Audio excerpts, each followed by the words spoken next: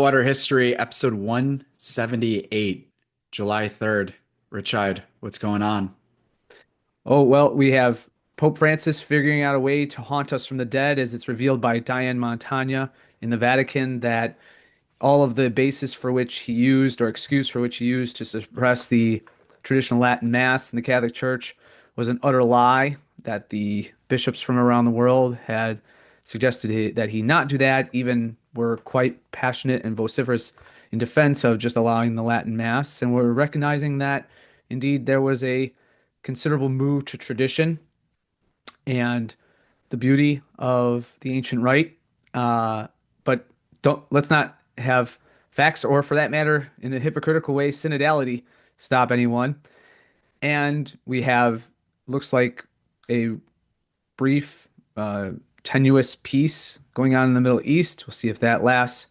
And then, not to be dismissed, is the third anniversary of our publication. It was 3 years ago tonight, that we were celebrating or anticipating the celebration of the transmission and dissemination of A Twisted History of the United States from 1450 to 1945. Some Aged fun pretty stuff. well so far. We're gonna get into it a little later. Aged pretty well so far. Yeah, it's remarkable. I haven't had too many experiences. I've only written a few books. When I look back on the works and think, does this stand the test of time? Is there a classical attribute to this?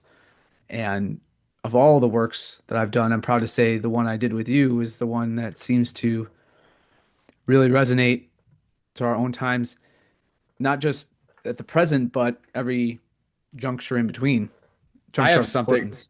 I got a question. Do you have a take or something you would have you wish you had back or wish you would have emphasized even more in the book? Well, there are a few subject matters that I wish we have gotten to that at the time when we were writing, given the different points of concentration that we had already chosen, I would love to have delved much more into the Freemasonic influence Mm, in American history. There's not much. There might have been a slight reference to the identification of many of the prominent leaders, even dating back to the colonial period through the revolutionary period, and then into the 20th century, of who were open and proud Masons from George Washington on, and how that necessarily impacted their worldview.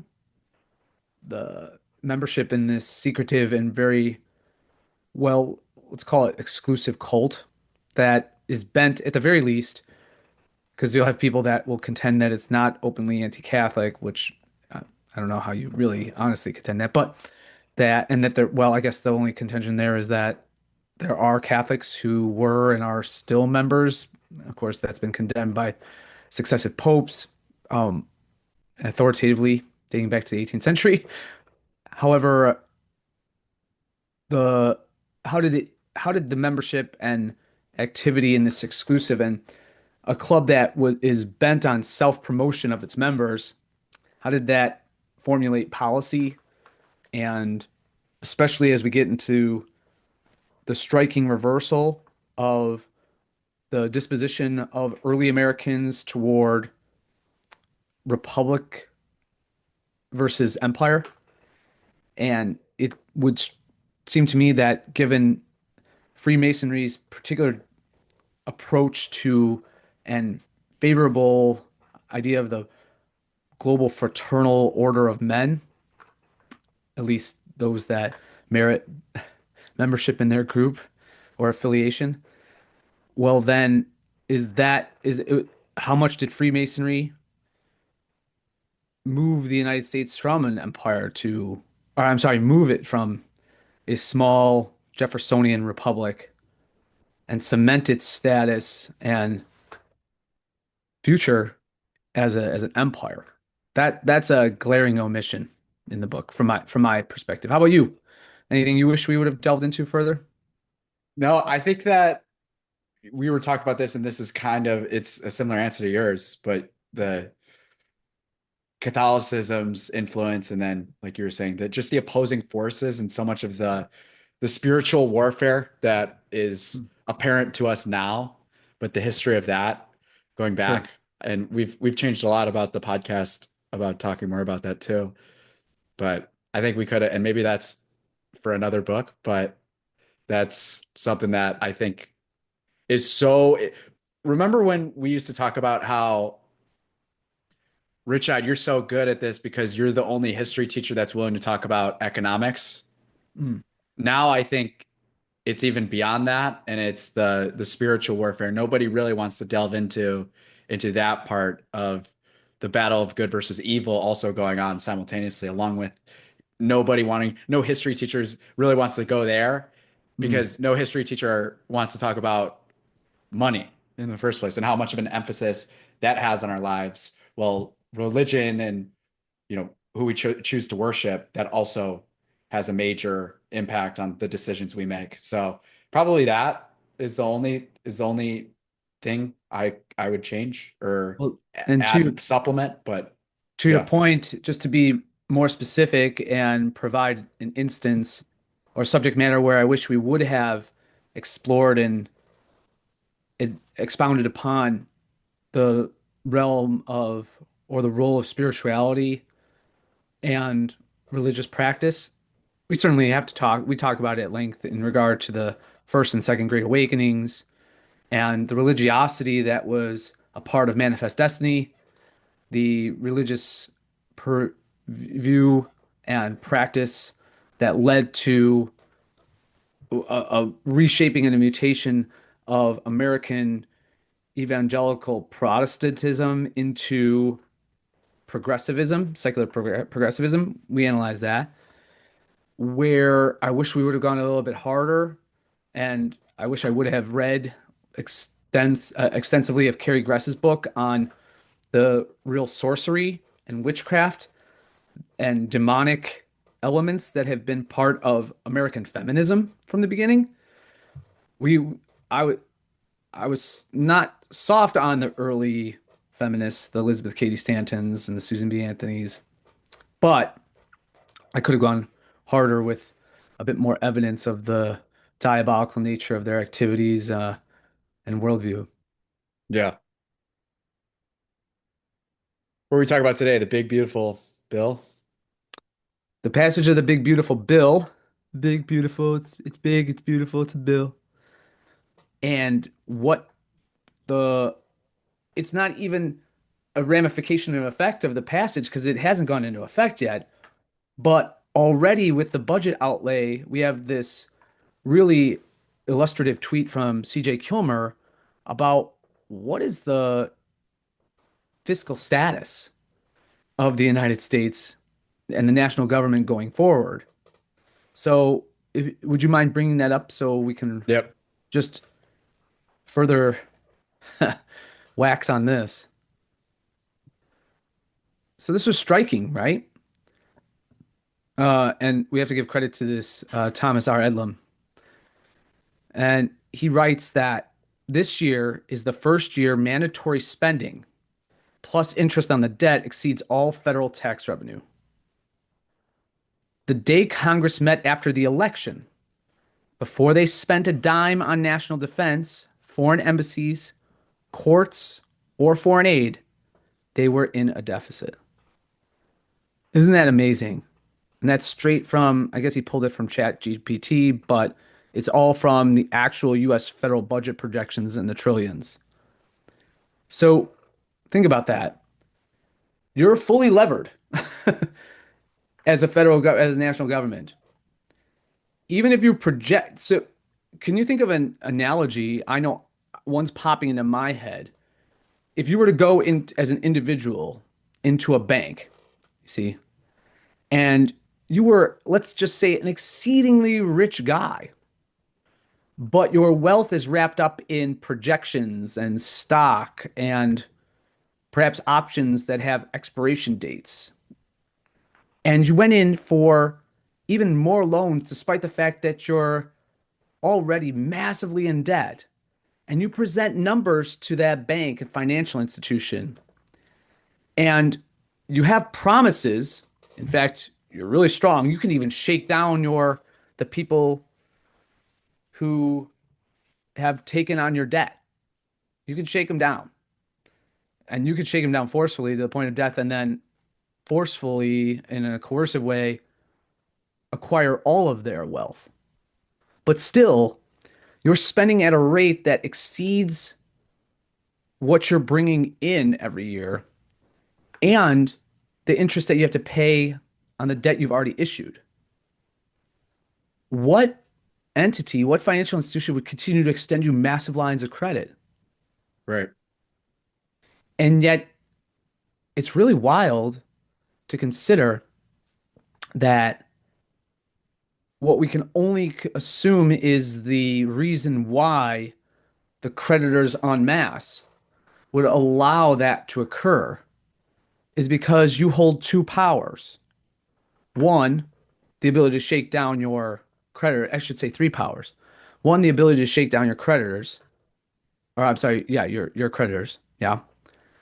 And then two, the ability of your, let's say, closest friends and allies to intimidate them so that if, for example, if you went to another bank, you would say, well, if I don't get the loan from you, I'm going to go shake down these other guys. So you might as well give it to me. At least I have the ability to pay because I could shake down my previous creditors.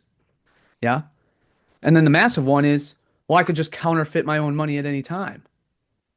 So why don't you just take out the loan or let me take out the loan? But do you see how criminal that's all based on criminality? It's either extortive, it's always coercive, and then it's always robbery. It is theft because I'm, in a sense, liquidating the value of whatever monetary unit that I require you to pay your taxes in or pay me in, and then the monetary unit that I demand you give me more credit within. Not to mention that we're not even talking about, oh, and then what if the banker says, well, do you have any future obligations, liabilities? And you sheepishly say, well, tell you the truth, the 37 trillion that I'm actually in debt is not really the whole thing when we get into all the extensive payments regarding this welfare program behemoth that I have to pay off. It's more around 80 trillion total. But hey, like I said, I'm going to just go shake down another bank for an interest rate that through my behemoth bank I'm going to set anyway for them. They're restricted to use the monetary unit and currency that I designate through my own questionably constitutional laws. By the way, it's still the same constitution that I appeal to for my very existence, but I don't Right. follow any longer. But I will throw you in a cell if you refuse to follow, to submit to. So that's the situation. And how far it can go is really a question of we're getting to can we not just admit that we're getting to a point where it and I know in the sort of finance Twitter economics world that people will talk about the milkshake theory and where the world's going to draw credit and reserve currency status and the like. However, there's a breaking point for everything. Nothing's eternal here. And to the degree that there are alternatives, whether they be in crypto or whether they be in something like bricks or in precious metals, and a means by which to denominate in another monetary unit and currency, there's ultimately a breaking point where you can't hold either banks, other countries, or your own domestic population at the barrel of a gun or with the impending thought of a jail cell when it's clear that their own interests are going that when the state's interests further or so farther exceed the interests of the individuals operating within the system. Yeah, this is a mess. And it's easy to transition to and really look back at what we had mentioned earlier about some of the strengths of our book, because we can think about, well, how did we get to a position where before any discretionary expenditure is had in 2025, in fiscal year 2025, the again mandatory spending and interest on the debt exceeded expected and projected revenue. And it's only going to get worse with the passage of the Big Beautiful Bill, as Thomas Massey and other erudite opponents like Rand Paul have indicated. So how do we get there? How do we get here to this present moment? And this is the expenditure not of a small upstart republic with its traditions of limited government and a restrictive, more so humble foreign policy, but it's the foreign policy forays and this perpetual welfare warfare state that has perpetuated this constant dependence on central bank manipulations and massive debt burden, as well as inflation of the dollar as a monetary unit. So, do you mind if we go ahead and bring up the several final pages of A Twisted History of the United States? It goes into explaining this precondition. Do you have it pulled up? Sure, I can share. I can read it here. So this is to give a little bit of background. This is right before the ingratitude section. So this is closer towards the end. So we're getting to the conclusion, being close to 1945. Okay. Can you see my screen, Charlie? I can. Okay, wonderful. So there we are, and I can minimize that. Is that large enough? Can you see? Can you blow it up? Can you hit the green? Yes. How's that? Or is that not working? That's okay. I can read it on my end. Okay. So we just want to start. Actually, that's not good because our faces are covering up part of the text. Yeah. Not on my end, but Oh, okay. So go ahead. Just read those last few paragraphs, beginning with the Cold War that had emerged. yes, the Cold War had emerged, provided the perfect justification for the emergence of the totalitarian state in the West. After all, a divided world represented the ideal environment for the continuance and perpetuation of the American warfare welfare state slash empire due to the perceived continual and relentless emergency at hand. Yeah, so long as there's a crisis, it's allowed for American dictatorial government in the same vein as the Romans would appeal to a dictatorship. In a crisis, this is why you have justifications for the imperial presidency. It started to manifest itself in the McKinley presidency with great, well, we could even go back to Lincoln, but for a time in the Gilded Age, it was quashed and extinguished only to fire up again and really take the entire country by storm with the progressive era, and then like Kennedy, Bailey and Cohen, David Kennedy, Elizabeth Cohen, Thomas Bailey state in their American pageant textbook on American history, it was World War II that cemented the continual growth of the welfare warfare state because it was in the backdrop, or it was in the foreground of the backdrop of the Cold War, this unending emergency situation from which we have derivative emergencies that pertain to domestic affairs, war on poverty, war on drugs, war on terrorism, and then the best of them always combine domestic and foreign relations, energy crises, you name it. So go ahead. Successive regimes at will could then intensify the suppression of dissent, of free speech, of a free press, of individual liberty with the weapons of ideological rhetoric, indirect conflict, proxy wars, and corresponding propaganda. Yes. So this is why we have these odd seeming contradictions and paradoxes when you have neocons, and I mean not the baby neocons like the William Crystals and the John Podhoretzes, but their fathers, the Irving Crystals and the Norman Podhoretzes, and successive progressive presidents who are of the same line and vein of thought, that you project that the efforts during the Cold War and subsequent conflicts on the world stage, on the global stage, are in defense of American values, free markets, capitalism, and the like. But in your heart of hearts, and at times, bursts of honesty belch forth, and you have men like Irving Kristol saying, writing books with the titles, well, two cheers for capitalism.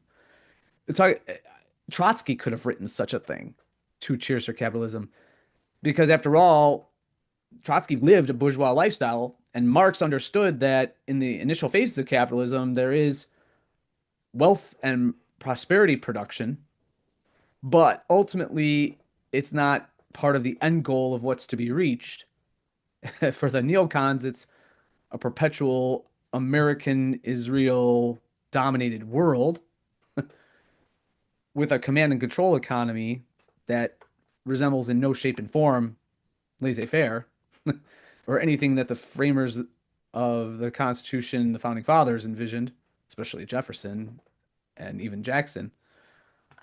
So you have this is these are or you have William F. Buckley, the supposed champion of conservatism in America, also in the employ of the CIA. So are we really talking about an ideological warfare here, or are we more speaking of that, as Elon Musk tweeted, where we have resonance between those supposedly antagonistic parties within the Cold War, Soviet communism versus American free markets and freedom?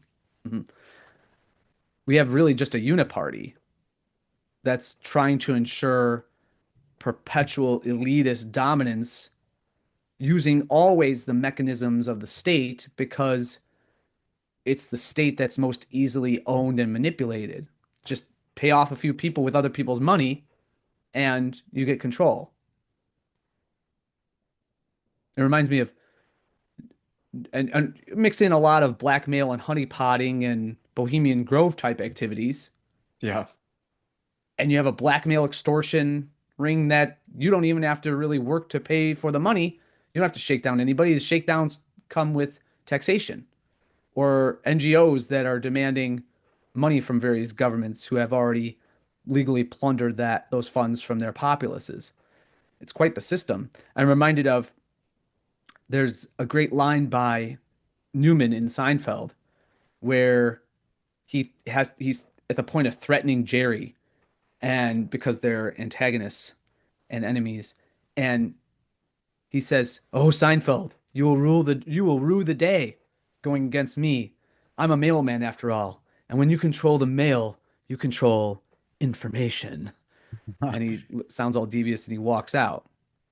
Well, when you have the nexus of corporate mega corporations rent seeking with government and government doling out subsequent contracts, and there's this obvious marriage of this demonic cathedral or anti-cathedral, then what's at work here is the enslavement of the general populations of the world, always embroiled in this constant, really, oftentimes we could say, and this is where Ole Damagard comes in with his constant thing, like all these things are false flags. All of the major stories that are covered are really just false flags. People are getting along throughout the world, but it's the regimes in charge and the global elite that are really ensuring that we're always in this fearful, they send us to a state of timidity, fear, anxiety, and that's what they peddle in so that as a last resort, we hand over our rights, money, pr natural privileges as human beings made in the image of God over to these demonic entities. We call them states. The tragedies live on today as one considers that the United States has not, in any real sense, moved off of that status. We are stuck in a perpetual emergency state, one that the ever growing, ever metastasizing national government utilizes to justify new wars, unabated spending, limitless imperialism, domestic warfare to sedate we, the Welfare, captives. Oh, domestic sorry, warfare, welfare. Well, what did I say? warfare. Oh, my bad. Domestic welfare to sedate we, the captives here. Population control, a police state, and the state's own continued existence. Mm. Who will keep you safe from that dangerous world out there? Who will provide your job, food, education, and shelter?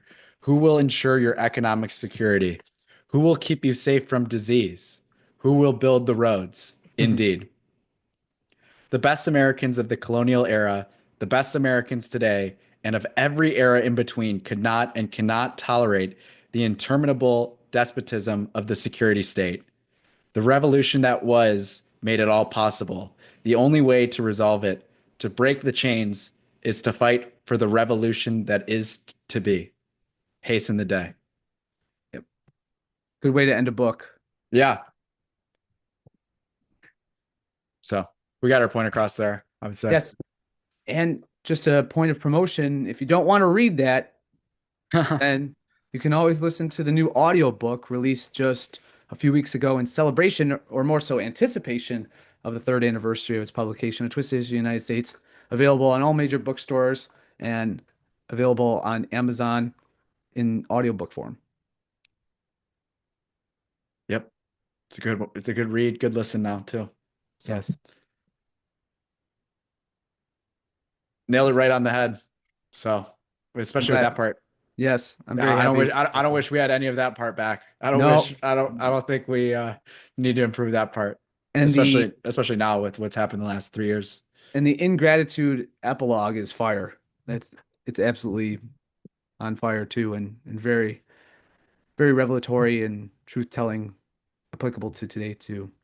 Can I share with you something that I've been doing for as a point of leisure or for the purpose of leisure Sure, recently? I'm nervous, but yeah.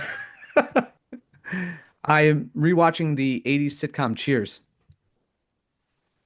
Have you ever seen one episode of Cheers? No. Okay. It is in many ways the iconic American sitcom.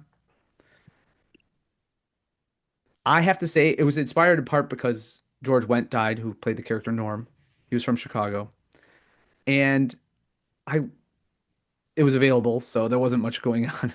So I actually have been looking at it with a critical eye to see if we would do a Dark Notes on Cheers or something like that, as we've done in the past with other popular works. You know what I think the next Dark Note should be? I wanted to text you Oh, last okay. night. Sorry to cut you off, and Oh no, we'll that's get back to okay. the point. So, you know the show The Bear? Yes, I've only seen a like 15-minute clip of one episode, and I found it so boring. It's pretty And good. okay, it might It's be. pretty good. Well, Dellingpole loves it. There's some mind control going on in season 4 where they take some of the so there's this super masculine kind of cousin brother character, He's gay. and he's no. Okay. He's like forced to watch his ex-wife get married to another guy and be at the wedding, and they have a kid together, and there's a lot of that stuff where they're slowly sort of cucking him Okay. into, so there's a little bit of that going on, but Yeah. besides that, it's a pretty good show. But anyways, it's a Chicago show. Hmm. They went to Oak Park Oh. for the Frank Lloyd Wright tour, and they do a 5 to 10 minute kind of silent with music in the background going through the main character, the main chef, Carmi, getting inspiration from Frank Lloyd Wright. And I know how you feel. We brought it up in the past, but I think the next Dark Note should be Frank Lloyd Wright. Because I think he's Oh. I think he's like one of the most overrated, and it goes right with Oak Park. But I think Mm. he's just one of the I think he's a seriously overrated person all Oh, time. for sure. Yes. Yeah.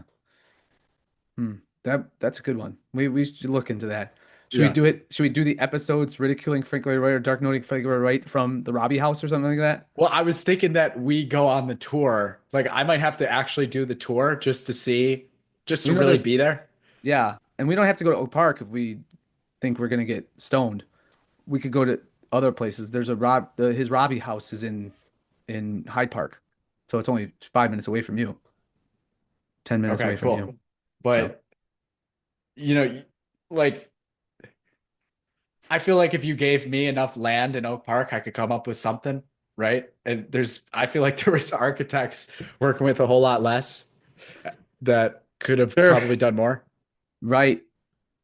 I wonder too. I always thought that this emphasis on Frank Lloyd Wright was a move to overshadow Louis Sullivan. The, I always considered them and Louis Sullivan, in my estimation, and other like John Root and David Burnham were better architects, but because they were associated, all three of those with the World's Fair, and the World's Fair is the 1893 World's Fair is the World's Columbian Exposition. Oh, Columbus and Western Oh, civilization. see, this is why we need to do this. So therefore, Frank Lloyd Wright not having the same association was able to he could be considered the great father and genius of the prairie school and all that. Well, all of those methods, at least the best of them, were already deployed and actuated by previous architects from whom Wright took inspiration. Anyway, that's a little preview maybe of what we would do for Dark Ones. Yeah, all But if right, I could go back to back to Cheers. Yeah. speaking about an architecturally beautiful city, now that's Boston. No prairie school out there. Um, what I've been kind of interested in is what were the one thing I've perceived that would pique people's interest is that everyone flippantly gets divorced in the show. Norm gets divorced, Diane's initial love interest gets divorced, and the way that they announce it is, well, we split up. And then the reaction of whether it's Cliff or anyone else is like, oh, that's too bad. If it's Coach, it's oh, it's too that's too bad, right? And never is it considered, well, what happens to the kids? Why are these people all childless if they don't have kids in a marriage, right? It's it's a lot of what has been something that Miri AF has talked about in regard to Friends. Oh yeah, that's the biggest one. That's the biggest psyop. That yes, that and you see it in Cheers a bit. It's this never-ending adolescence that never moves into commitment. Right. And you even start to wonder, well, don't these people have concerns about their future, family? Don't they have concerns about business and ventures? And no, as long as they stay within their already prescribed sphere and within their own network, they'll be fine. So I'm in season two, and Norm has lost his accounting job. Now, it was actually quite interesting. He does so on a principal basis. He does something for Diane that he loses his job.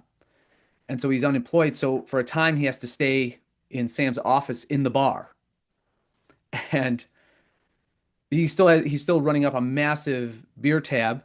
He's still retained all of his friends. He very willingly takes a large loan from Cliff, the postal worker, without any hesitation. So everything's fine, really. Everything's fine. Now he's a little sad that he misses his ex-wife who he complained about all the time in Vera, but he's living in a bar.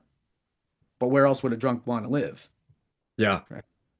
Now, I will say that there are some positive aspects to it. Maybe we could go into it and because this is just off the top of my head sharing this with you but there are some positive aspects that there is first of all, it's totally not PC. Now, the only PC character and bordering on 1980s, let's call it proto wokeism, is Diane Chambers, the intellectual, Mm. who's played by Shelley Long. But even she has very conspicuously conservative viewpoints. And she makes fun of her own pretension at times. And that's a major theme of the show that they make fun of her pretension and egotism, elitism. And Yeah. then, yeah, what I do like about it is something that you don't see today. And I don't know if this is a result of people becoming more insular and bar culture dying, the best of bar culture dying, and that is they have funny banter and consequential discussions in the bar. And there's is there any longer, whereas that was just commonplace in the 1980s so people could relate. That's what I do down at my watering hole. Is that going on anymore? Everything's music is so loud. Yes. Yeah, it almost you are forced into not being able to have Right. Every consequential conversation. bar, their music is 5 clicks too high, in my And opinion. and frankly, that was a rarity when I was in my 20s and always in the bar scene. Was that we went and frequented bars that the the most volume that would come up was from other people conversing in the bar. Right. That's how it should Right. be. That's how it should be. No, we've been robbed. I mean, we've just been robbed We of that. we do I wish someone maybe we should read about or look into and investigate if anyone's even writing. I At sociology as a field, I take from my old professor, my old French professor, French history and political thought, Ron Olivier. He was a professor at the Sorbonne who taught me at University of Chicago when he was on leave and working at University of Chicago. Fortunately, I was there at the same time, and he would always say, "Oh, Gary, the sociology is such shit. It's merde. It's merde. Shit. It's not a real discipline." Um, and he went on these long diatribes about and attacks against sociology because he'd just say it's made up. It attempts to be empirical, but it's not. It would just be better if it was argued and more rational in its nature. But uh, he said about, I wonder if someone's writing about the death of bar culture Yeah. because there is an attraction. It's a natural one for commingling and fraternization that bar setting. And moreover, the way I love the way that the Cheers bar is structured, in terms of its layout. It basically, if you look at it, it promotes conversation. There's one TV. Now, obviously, this is the 80s, so you'd have a big box TV, but there's one small TV in the far corner of the bar, and it only plays the sports games once in a while, but otherwise, it's just not present. Right. It's not a sports bar, it's a watering hole. So I'm enjoying watching it for the positive aspects of it. And it is funny. It was the first few episodes, like most sitcoms, you're thinking, how did this ever get off the ground? How did this pilot even get accepted? But then as the you have character development and the writers got better at their craft, really, there are some hysterical parts. Uh, so I'm enjoying it. I'm always singing the theme song now. The kids are getting sick of it. Do you even know the theme song from Cheers? Uh, Sometimes you want to go where everybody oh, knows your I name. actually do know that one. Doom, doom, doom. Yeah. And I love the opening too, because as a historian, they have old pictures of people in bars from dating back to the 19th century and just how they That's cool. lived bar life. And then how the characters are the same characters you see in the still shots and the drawings and sketches are representative of the characters in the bar in the 1980s. Right. So it was a better decade. It was a better decade for the arts. It was a better decade for culture. It was a better decade for comedy. I mean, how many you have certain and what I also appreciate is it was filmed in front of a live studio audience. So there's a theatrical element. And it's not until I want to say the midpoint of season two that you see anything outside the set of the bar. They never go to anything but that one shot of the bar. Isn't that kind of crazy? So it had a very theater experience about watching it, which I appreciate. You feel like you're in the bar with them. That's It was cool. pretty cool. How many seasons are there? I believe there were eight or nine. It was a really long running show. And by the way, the seasons weren't 10 or 12 episodes. There were 22 or 25. Right. And that was must-see TV. Everybody, when Cheers came out, I would believe it was on Thursday nights, everybody watched it. So anyway. Yeah. Plus, I have to say, I don't know what if it's there's nostalgia for the 80s, but Shelley Long in the 1980s was so attractive. I don't know what it is. It was nostalgia for the 80s, or I just didn't recognize that she was pretty back then. Everybody saw that she was sort of pretty, but and maybe I don't know. I've always had this kind of weird attraction to try to get people who are pretentious or think they can't if they can't fit in with regular people if they're super intelligent and well read to get them to like kind of come down a bit and mingle with everybody else. That's why I and seeing them get a dose of humility and enjoy that type of life or culture. Her character grows over time and she becomes more attractive. Yeah. Yeah. Cool. I don't know who that is, but Yeah, well, you have to see a show. The older watchers, especially the boomers, it was their generation show. They'll relate to what I'm saying. do you have anything else on Cheers?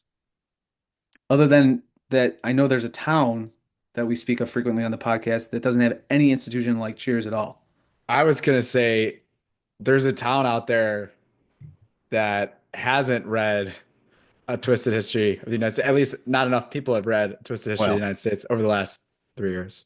and there are no reports of heads popping all over Oak Park, so Here it is. boom. Meanwhile in Oak Park. We should go to your gay suburb now. The People segment brought to you by Tridentine Brewing. Cannot wait. Gonna be a busy Tridentine Brewing weekend. Busy I got a drinking feeling weekend. about that. I got a feeling about that. A lot of TBs going back tomorrow. Oh, can we finally talk about the release of the next beer? Because it's already out there and Trevor's promoted it already, right? Second Amendment IPA. Oh, it's the best one. What are you talking about? Well, I mean, because yeah, I mean, I just thought that we haven't talked about it yet, Okay, especially well, given the, it's kind of yesterday's news, but the Second Amendment beer, this hazy IPA they've come up with, as long as you don't hate hazy IPAs, I think it's the best. I think it's the best one. I think it's jumped Cristeros for me. that's amazing. That's amazing. And not that the other Diaz Irae and Quartermaster Jerry are No, I don't just know who you pitched to in the lineup, but my top two, my top two are Second Amendment and Cristeros. Well, when he comes out with the 9 different beer types and selections, it's going to be 27 Yankees. That's Murderer's Row of beer. That's what I'm saying. It's Yes. gonna be. I don't know how you play against them. Yes, that's right. That's right. So go out, especially with a patriotic theme. You got Trinity Brew there for you this weekend and beyond. Is Oak Park divided by class? New racial equity report explores. Mm. Oak Park's Board of Trustees hears presentation on long in development racial equity assessment report. Okay, wait. Before we get into this, I forgot to mention this earlier. You know that the acronym for that is REAR. That's hilarious. That's a great find. Yep. Did somebody set the record for the longest speech on the House floor today? Was it Hakeem Jeffries? I don't think he set the record, did he? I think he did. Oh, good for him. Nah. How much money would you have to get paid to be there and sit through the entire thing? And you couldn't say anything. Oh, You couldn't stand up and you actually have to be one of the standers. You have to stand through the whole speech. oh no. No, no, no, no, no. You don't have a price? I guess give me $1 million, I'll do it. Give me 100,000, I'd do it. Oh, come on. What am I selling out? A Selling cheap? hundred? A hundred's cheap. Okay, well, I'd do it I was for thinking about this today. I think maybe 500. Actually, I don't know if I could do it. Straight up. It might have to be is like it in five.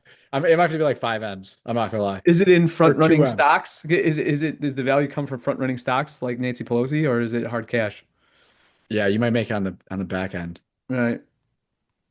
but Anyways, Oh, there's the picture with the ubiquitous Oak Park Pride flag. Why don't they just make it the official flag of Oak Park?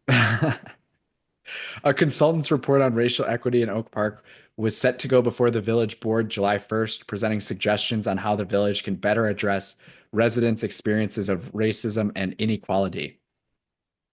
The Racial Equity Assessment Report was prepared by the University of Illinois Chicago, UIC's Great Cities Institute, a university agency that's worked on a number of high-profile consulting projects with governments around the state. With help developing the report from village staff, UIC was expected to present a variety of suggestions for village policy, including updates to its messaging around racial justice, internal policies, and data transparency. And what a bang up job the UIC Great Cities Institute is doing throughout their existence. What booming metropoli like Decatur, Springfield, Cairo, Rockford, Peoria, and of course Chicago, getting all of their advice. The equity report was a major item on the board's July 1st agenda. Wednesday Journal will report on that discussion later this week. Quote, even with that awareness of the need for equity and inclusion, Oak Park today is still not a welcoming place for all, and not all residents feel a sense of belonging in the community. UIC staff wrote in their report, there are significant economic divides, including by household income, between homeowners and renters, and in quality of life or social vulnerability. These can have cascading impacts on which resources and opportunities are available to Oak Parkers and which residents feel a deep sense of belonging in the community. Doesn't that just translate to if you have more money, you seem to have more opportunities? Right. This seems unserious, but I think it's getting more unserious. Yeah. UIC received a contract worth $150,000 from the village in May 2023 to produce the report. Well, for that, it's well worth the money for that genius we just heard. Work developing the report over the last 2 years, including community surveys, interviews with village staff and stakeholders, and research to create a snapshot of equity issues in Oak Park, according to UIC. Wouldn't we have to, by this point, rank one of the worst features of living in Oak Park? The ubiquitous and inescapable surveys that people must be asking you. You must not be able to walk down the street without some person don't- asking you to sign a petition or what your quality of life is, whether you want your leaves picked up or not, whether you should have the Racial Justice League and Black Lives Matter monument built. I mean, it's just a constant stream of survey, and more surveys. Yeah. Questionnaire. Oh, I have a questionnaire for you. Please, enough. The report is one element of a broader village plan to ensure equitable access to government services, address historical equity failures in Oak Park, support integration and diverse community entry points in the village, and enhance cultural competency among village staff, according to the village. Well, I don't understand. If Oak Parkers are so open and there's such a culture of inclusion, why is it that you need such government intervention to attain that goal of integration? What's stopping everyone? You just need more force? Yeah. Okay. More force. It- More force. Less. You right. Because it's not that inclusive without the government getting it's kind of a charade. Yes. Would only lead one to conclude that there again is this group of elites that are enlightened, that are therefore they're given the responsibility. It falls to them like an authority, a mandate from heaven, to make sure the rubes are forcefully associating with one another. UIC's report will support the village as it works to develop and implement a racial equity action plan, according to Reap. village staff. Reap. The Or consultant's Rear report and reap. the consultant's report said that Oak Park must, quote, acknowledge harms and, quote, change the narrative surrounding racial issues in the village. Quote, village officers and leaders, as well as the village trustees, perhaps together with co-governments and community anchors, can begin to foster more trust and goodwill among nonprofit partners, volunteer commissioners, and not least community residents, explicitly by publicly acknowledging two things, UIC staff wrote in the report. One, racism exists and manifests in Oak Park. Two, while no one individual, either inside or outside government, is responsible for perpetuating racism, Individuals in Oak Park regularly experience racism and discrimination. So wait, who's engaging in the racism and discrimination? The way you get the sense you get is that they're just these always present clouds out there, a mystical, primordial, gaseous ooze that's out there. We all just at times we get infected despite our better inclinations and Yeah. angels. So, but no one's really no one's actually a racist in Oak Park, but man, racism is still out there. Within its report, UIC staff encouraged the village to address two persistent, quote, narratives the consultants came upon during their community surveying. First, the perceived divide between North and South Oak Park. And second, the idea that while Oak Park is broadly perceived as a diverse, welcoming community, it does not acknowledge the reality of community divisions and disparities. It's so Quote, weird that acknowledging them, what does it matter if you acknowledge them? You're still going to have natural disparities. This it's is a all this is a facade. it's all John Rawlsian ridiculous theories of justice. Talking openly about these narratives can also contribute to all Oak Parkers feeling a sense of inclusion in the community because it makes them feel visible and validates their being part of the community, UIC staff wrote in their report. That no circular logic there. Right. Internally, current village leaders can open dialogue with volunteer commissioners and nonprofit partners about harms caused during previous administrations or by previous village employees in order to gain goodwill and focus on the future. Imagine what this UIC committee would say if Ravi had won. Oh, I know. I'd say, I would even go so far as they'd say something bad and racially tinged about Indians. I don't know about that. I bet they would. They'd veil it somehow. Right. Yeah. Now we have this primordial invasion of Dunkin' Donuts providers and people that never tip. Yeah. We're not going to say who, but let's just say they're around. Subcontinental. the most the most common, we're seeing it more in blacks than browns, or more in Yeah. browns than blacks. Mm-hmm. Everybody's putting a little cream in their coffee, but not too much.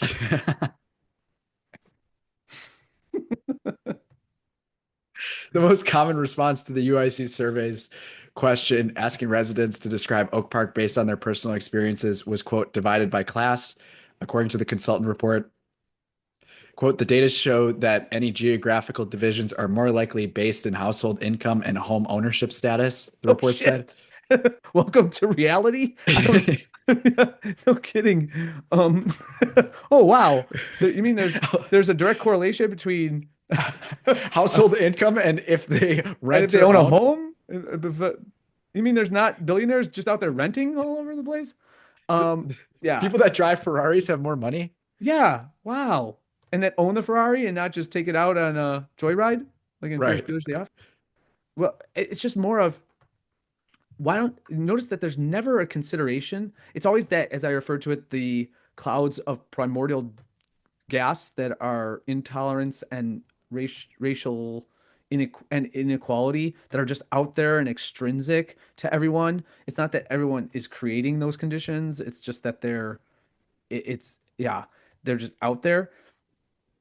Why don't they ever talk about the obvious things that from a village maintenance and governance perspective cause these inequalities? How about zoning? One way to allow for there to be greater economic equality, if you will, or opportunity for that matter, for the residents of Oak Park would not be putting onerous zoning and regulatory burdens on home and apartment builders in the village. Yeah.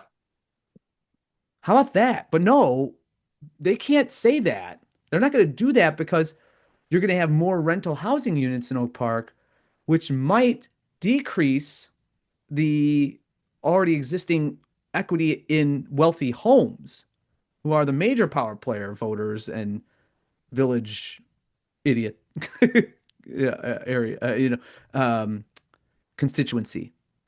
So they're not going to do that. They can't do that. It's as though the remedies are staring them right in the face, like elephants in the room, rather than the problem being the solution, and they're not going to look at them, never to be examined. Quote, reciprocity and data sharing with external partners can improve decision making, and a shared repository can inform decisions across the village, the report said. With good data, the village and others can establish feedback loops to continuously update and adapt policy and decision making.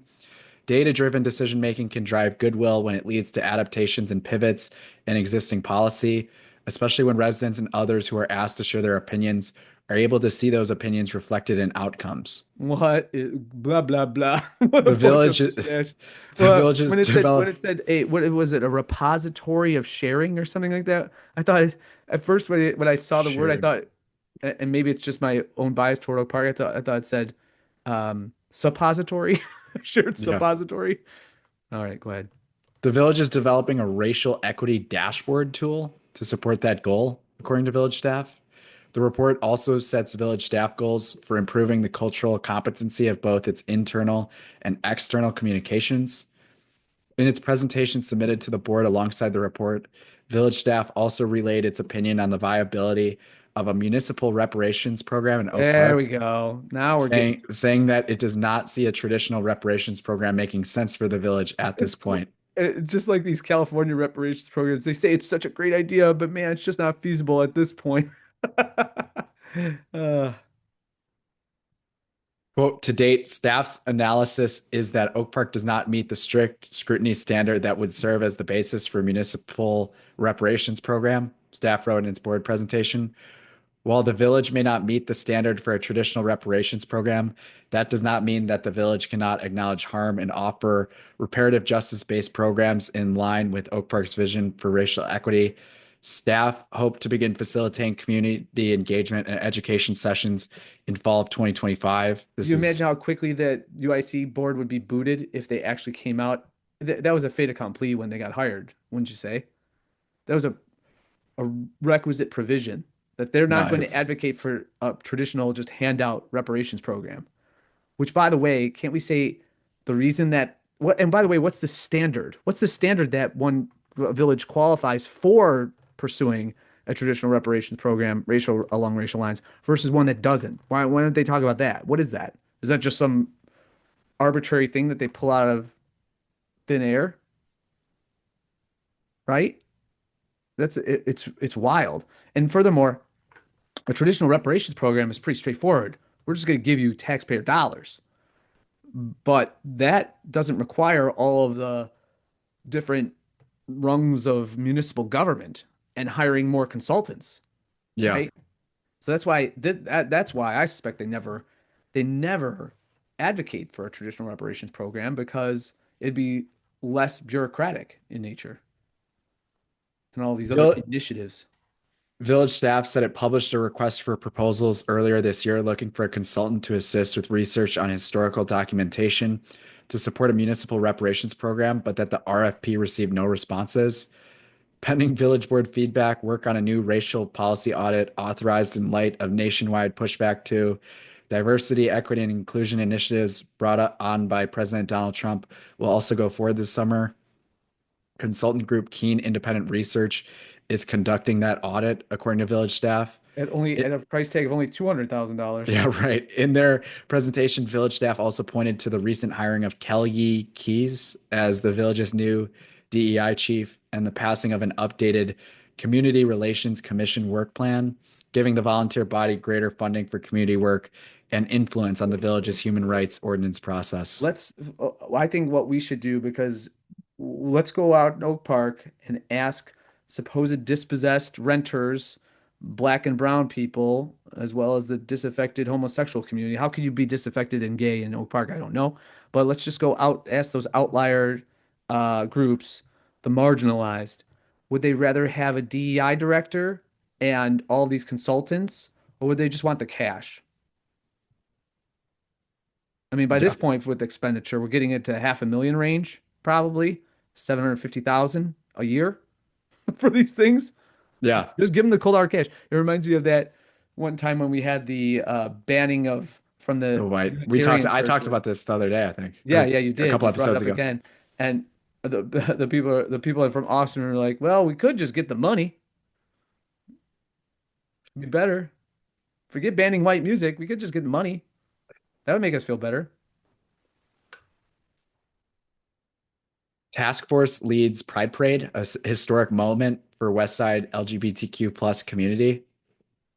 Celebrating 35 years of service, Task Force Prevention and Community Services champions LGBTQ plus youth and community Wow. care. How young are these kids that are being mutilated? Task Force Prevention and Community Services led Chicago's Pride Parade on June 29th as the first out front leader, making a historic moment for LGBTQ plus organizations from the West Side. The 54th running of the Pride Parade served as the grand finale for Pride Month celebration, with 15,000 people in floats marching through the North Halsted neighborhood. The theme for this Why year's don't they call it parade, Boys Town anymore? Is that just not inclusive enough? I've I've never heard it not called Boys Town, but Yeah. that could be. Though it's North Halsted neighborhood, they said. Oh, yeah. The theme for this year's parade was United in Pride. Organizers said it's a call to action and a chance for the community to come together to embrace diversity and fight for equality. Task Force Prevention and Community Services has been serving Chicago's West Side since 1990, offering vital programs that support LGBTQ plus youth and the broader community. Their services include a Vogue School for Creative Expression, a food pantry, HIV/STI testing with medical referrals, mental wellness initiatives, and advocacy for equity and inclusion. Denise Connell, a pediatrician from Humboldt Park, who's starting to get involved with the organization to support its medical programs for youth and young adults, marched with the organization during the parade.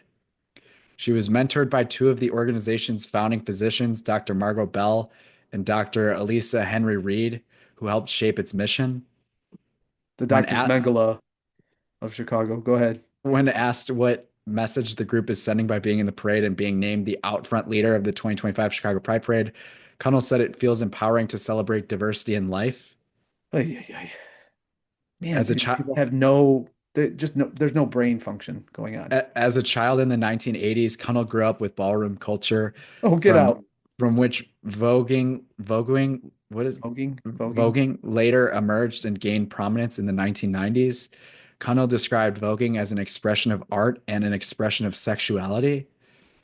As you vogue, you're expressing what you feel, and that could be through mind, body, and soul movement. It's a cohesive way of identifying who you can actually merge with. Voguing isn't just one person, it's multiple people merging together in similar movements. It's kind of like a synchronous way of sharing energy, Connell said. Oh boy. Ready the asylums. Reina Ortiz, the group's program director, got involved with Task Force because she has been advocating for the transgender community for over 20 years and found that the organization's approach closely aligned with her own advocacy style, making it a perfect fit for everyone involved. Yeah, Quote, the style is making everybody weirded out. quote, I'm very excited for more people to understand the beautiful work that we do and for more LGBTQ plus youth to be recognized for the work Yeah, we're but doing with they're not them. grooming. They're not groomers, Charlie. They're not grooming. We want more youth to come to our space. It's a safe space on the west side of Chicago, There's Ortiz no said. such thing. It's like a cold place in hell. When asked how events like Pride complement the year-round work in prevention, outreach, and community care, Ortiz emphasized that it's about acknowledgement. Regarding Task Force leading the parade and performance, Ortiz expressed pride and gratitude that the city recognized their impact. She described it as a testament to the dedication and work Task Force Prevention and Community Services has done and continues to do, appreciating the acknowledgement from the community. Jeremiah Melendez is a staff member at Task Force Prevention and Community Services who supports the organization by handling tasks such as setting up food trays, organizing back to school drives, cleaning, painting, and general maintenance. Quote, we're starting off the parade, so we're making a lot of noise. So everybody behind us has to have the same energy. We're turning up the crowd and showing that we love the crowd, Melendez said. Melendez's initial reaction to learning that Task Force Prevention and Community Services was leading the parade was shock and disbelief, feeling it was a significant accomplishment. Quote, we know how hard it is to actually be labeled as her when you're really him. Ay, ay, ay. Oh my gosh. We're helping the community. We're loving the community, Melendez said. Melendez emphasized that the more years Task Force Prevention and Community Services is involved and invested in the community, the bigger the organization will become. No, it won't. That's the segment. That's Meanwhile in Oak Park. Meanwhile in Oak Park. What would have happened if I'd gone for it and just said, no, I'm gay? Get the incense, Father Tom. Yep. A lot of sulfur smell out there. Speaking of that, this is like Normandy out here with the fireworks. I don't know if you've been able to hear all this. No, I can't hear it. I don't know. Look, to me, I don't really care. Yes. I don't have any dogs. I don't have any kids. If I did, I would be losing my mind right now. This is absurd. It was going on throughout the whole episode. Wow, I didn't hear it. There's people that don't come Yeah, out good all filter. year. They don't come out all year until it's time to, Blow wreck shit up. Yeah. Yep. Blow shit up. America. Yeah. As if it's such a pretense. Oh man, this is the night where everybody blows things up, so I gotta get involved. Yeah. Yeah. So Oh well. What can you do? I mean, and the next day, next September, they'll be flying the Mexican flags. it's just that always happens, but it's just funny that the police are just a joke. Like we're getting it's just comical how little is done. And it's such a great thing that Illinois has kept fireworks illegal for something like 25 years. I know. So 85% Illinois Policy Institute had a piece, 85% of Indiana fireworks sellers note that all of their 85% of their customers are from Illinois. And they just come and blow this shit up. Whoa, why have a law like that? And by the way, everybody says, "Oh, there was a line going on social media about how just think this is the um last weekend that someone thinks they're going to have who thinks they're going to have their fingers is not going to Oh, have right. right? Well, though that is propagandistic too. Yes, there are more injuries, but it's not as uh, it's not as widespread as people think or the media make you think. Yeah. So, oh well. All right, everyone. Buy the book. Have a happy Yes. 4th. Happy 4th of July. And hopefully we get to the revolution that ought to be. Amen. God bless. Take care. Peace. Peace.